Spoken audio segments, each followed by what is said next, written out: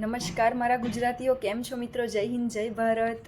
તો આજે આપણે એવા ટૉપિક પર વાત કરીશું મિત્રો કે જેમાં તમને કંઈક નવું જાણવા મળશે મિત્રો. જી હા, તો આજે આપણે વાત કરીશું મિત્રો કે કમ્પ્યુટર માઉસને માઉસ જ કેમ કહેવામાં આવે છે મિત્રો.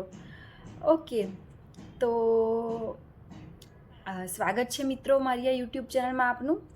ઓકે મિત્રો, તો આજે આપણે અલગ અલગ આકારના એટલે કે ડિફરન્ટ શેપ્સના અને વાયરલેસ માઉસ વાપરતા થઈ ગયા છીએ, બરાબર ને મિત્રો? પણ એક જાણવા જેવી વાત તમને કહું મિત્રો, તમને સાંભળીને કદાચ નવાઈ લાગશે, પણ દુનિયાનું જે સૌથી પહેલું માઉસ હતું ને મિત્રો, એ લાકડાનું બનેલું હતું. જી હા, એ લાકડામાંથી બનેલું હતું, જેની શોધ 1960ના દાયકામાં સ્ટેનફોર્ડ રિસર્ચ ઇન્સ્ટિટ્યૂટની અંદર થઈ હતી, કે જે ડગલાસ એંગલબાર્ટ અને બિલ ઇંગ્લિશ એનો સાથી જે હતો, એમણે મળીને કરી હતી મિત્રો.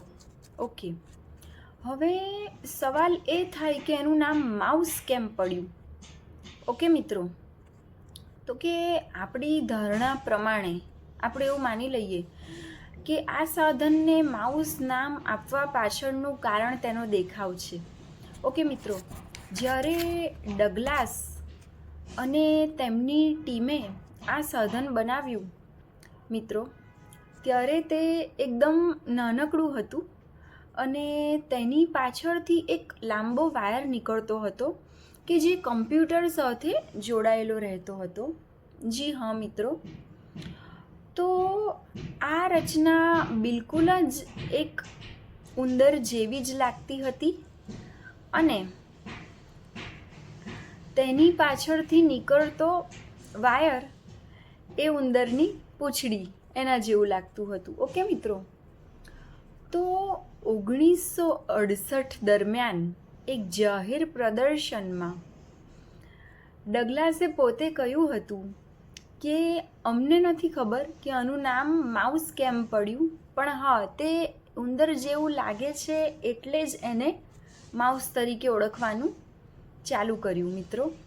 અને રસપ્રદ વાત એ છે કે જે પોઇન્ટર સ્ક્રીન પર ફરતું દેખાય છે આપણને, તેને શરૂઆતમાં બગ કહેવાનું વિચાર્યું હતું અને એમની ટીમના ઘણા સભ્યો તો કર્સરને કેટ પણ કહીને બોલાવતા હતા, કેમ કે એ કેટ જે છે એ માઉસની પાછળ દોડી રહ્યું હોય મિત્રો, એવું લાગતું હતું.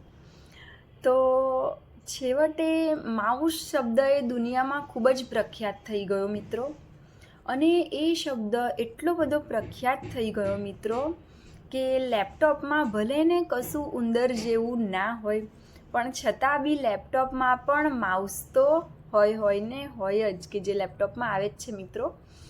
તો મિત્રો, તમને મારો આ વિડીયો કેવો લાગ્યો? મારી આપેલી આ માઉસની માહિતી તમને કેવી લાગી મિત્રો? મને કમેન્ટમાં જરૂરથી જણાવો મિત્રો. તમને એ વિશે કોઈ પ્રશ્ન હોય તો મને જરૂરથી કમેન્ટમાં પૂછો મિત્રો. ઓકે મિત્રો, મારો આ વિડીયો તમને ગમ્યો હોય તો લાઈક કરો, તમારા રિલેટિવ્સ અને ફ્રેન્ડ્સને શેર કરજો જરૂરથી મિત્રો. મારી ચેનલને સબસ્ક્રાઈબ પણ કરી દેજો, અને સબસ્ક્રાઈબ કરો ત્યારે તેની સાથે બાજુમાં આપેલો બેલ આઇકોન પ્રેસ કરવાનું ભૂલતા નહીં. તો ભવિષ્યમાં મારા આવા નવા વિડીયોઝ આવે તો તમારી પર નોટિફિકેશન્સ આવતું રહે મિત્રો.